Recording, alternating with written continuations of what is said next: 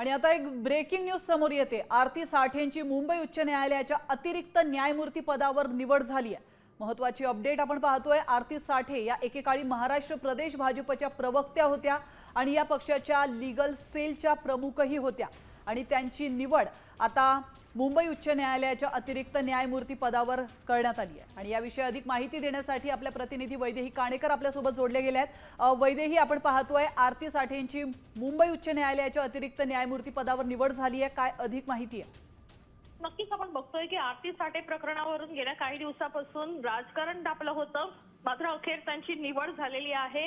याच निवडीबद्दल पुनर्विचार करावा या संदर्भात राजकीय पक्षांद्वारे आणि वारंवार विनवणी केली जात होती, मात्र अखेर ही निवड झाल्याचं घोषित करण्यात आलेलं आहे आणि त्याच्यामुळे आता आगामी काळामध्ये याच आरती साठे प्रकरणावरून राजकारण तापणार असल्याचं देखील म्हटलं गेलंय।